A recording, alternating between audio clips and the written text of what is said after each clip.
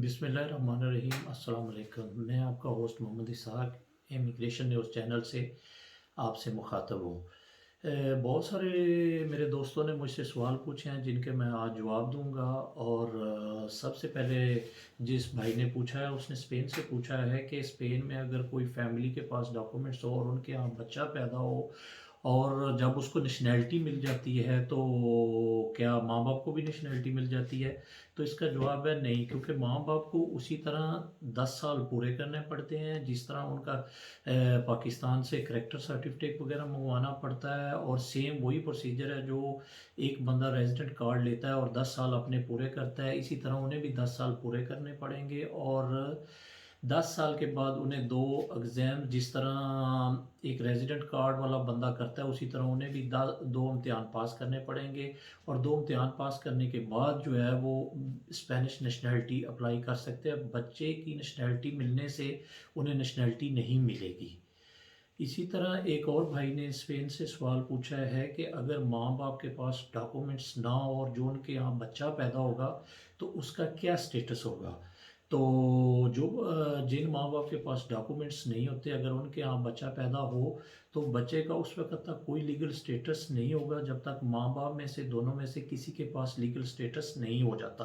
क्योंकि बाज़ लोग अक्सर ये कहते हैं कि अगर बच्चा पैदा हो जाए तो माँ बाप को डॉक्यूमेंट्स मिल जाते हैं। ऐसा कुछ कानून में कुछ नहीं है। उनको उस वक्त तक डॉक्यूमेंट्स बच्चे को नहीं मिलते जब तक माँ या बाप दोनों में से किसी एक के पास लीगल होना ज़रूरी है।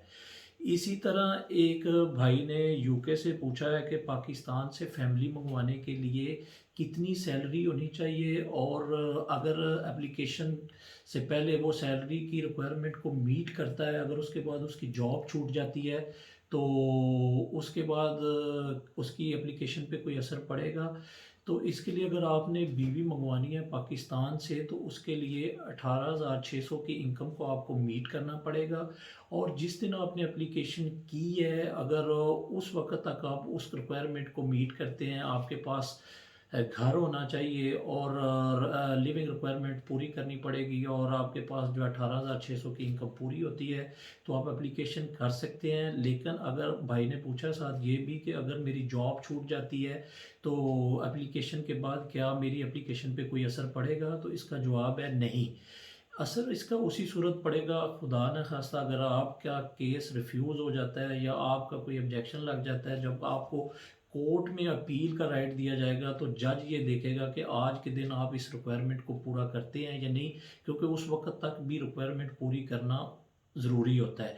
इसलिए मेरी आपसे यही दरख्वास्त होगी कि आप अगर आपने डॉक्यूमेंट सबमिट किए हैं तो तब तक वेट करें जब तक आपकी एप्लीकेशन का फ़ैसला नहीं आ जाता, उस वक्त तक अपनी जॉब को कंटिन्यू रखें। इसी तरह एक और भाई ने पूछा है कि यूके में अब सेटलमेंट हो सकती है।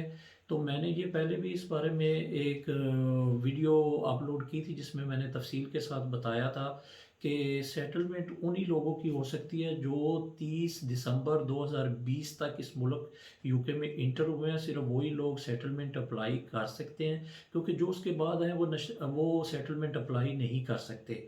हाँ, वो लोग सेटलमेंट अप्लाई कर सकते हैं जो किसी वजह से रह गए हों और उन्हें याद ना हो या कोई प्रॉब्लम हो गई हो, तो वो लोग अब भी सेटलमेंट अप्लाई कर सकते हैं। लेकिन सेटलमेंट की जो रिक्वायरमेंट है वो यही है कि आपको 30 दिसंबर 2020 तक इस मुल्क में इंटर होना ज़रूरी था। इसी तरह एक और भाई ने सवाल पूछा है कि मैंने यूके का विज़िट वीज़ा अप्लाई किया था और उसमें मैंने जो डेट मेंशन की थी वो मैंने की थी कि मैं हैप्पी न्यू ईयर पे जो है वो यूके में ट्रैवल करना चाहता हूँ, लेकिन अभी तक अम्बेसी ने उसको कोई रिस्पॉन्ड नहीं किया।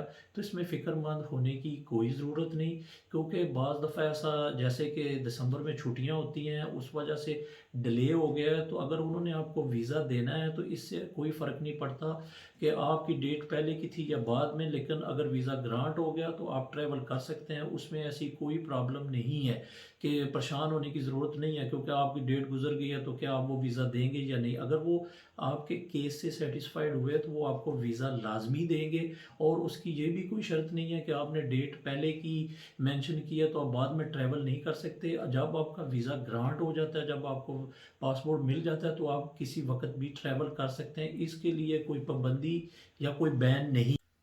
جی ایک بھائی نے اسپین سے سوال پوچھا ہے کہ اسپین میں نیشنلٹی کب جمع کروائی جا سکتی ہے اور لیگل ہونے کے کتنے دیر بعد جمع کروا سکتے ہیں؟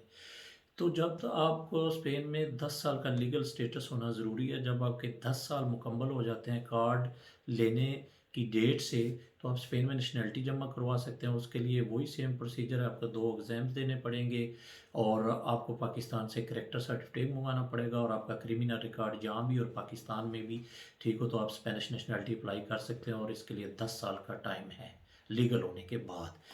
اسی طرح ایک اور بھائی نے سوال پوچھا ہے فرانس سے کہ اس کے سوال کیا کہ اگر میرے پاس ریفیوجی سٹیٹس ہو اور مجھے ایمرجنسی کی صورت میں پاکستان جانا پڑے تو کیا میں جا سکتا ہوں؟ تو اس کا جواب ہے کہ نہیں، اگر آپ کے پاس ریفیوجی سٹیٹس ہو یا کسی بھی قسم کا انڈر پروٹیکشن سٹیٹس ہو تو آپ کسی صورت بھی پاکستان نہیں جا سکتے، کیونکہ جب آپ لکھ کر دیتے ہیں کہ مجھے میرے ملک میں میری جان کو خطرہ ہے، اور اس کے بعد آپ اس کنٹری کا ٹریول نہیں کر سکتے جب تک آپ کے پاس ریفیوجی یا انڈر پروٹیکشن سٹیٹس ہے۔ اس لیے کیونکہ ریکارڈ یہاں بھی اداروں کے پاس ہوتا ہے اور پاکستان FIA کے پاس بھی ہوتا ہے، تو میری آپ سے یہی درخواست ہوگی کہ یہ بہت بڑا رسک ہے، آپ اس رسک میں کبھی بھی نہ پڑیں، کیونکہ اگر آپ کا ریکارڈ چیک ہو گیا تو وہ اگر اداروں کو چیک کرنے میں کوئی مشکل نہیں پڑتی، اور جب چیک کرنے پہ آتے ہیں تو وہ چیک بھی کر سکتے ہیں۔ اس سے آپ کے ڈاکومنٹس بھی چلے جائیں گے اور آپ کو ڈپورٹ کر دیا جائے گا۔ اس سے کوئی فرق نہیں پڑتا کہ آپ کے پاس کتنا ٹائم ہو گیا ہے ریفیوجی سٹیٹس یا انڈر پروٹیکشن سٹیٹس، اس سے کوئی فرق نہیں پڑتا۔ جب اداروں کو بھی پتہ چلے گا، جب وہ انویسٹیگیشن کریں گے تو وہ آپ کو کسی وقت بھی آپ کے ریفیوجی کو ریفیوز کر دیں گے اور آپ کو ڈپورٹ کر دیں گے، کیونکہ جب آپ لکھ کر دے دیتے ہیں کہ مجھے میری جان کو اس ملک میں خطرہ ہے، اسی لیے میں اس ملک نہیں جانا چاہتا، مجھے ریفیوجی سٹیٹس دیا جائے۔ ریفیوجی کا مطلب ہی یہ ہوتا ہے کہ آپ اپنے ملک نہیں جانا چاہتے کیونکہ آپ کی جان کو خطرہ ہوتا ہے، اور انڈر پروٹیکشن یہ سیم ہی ہے دونوں چیزیں۔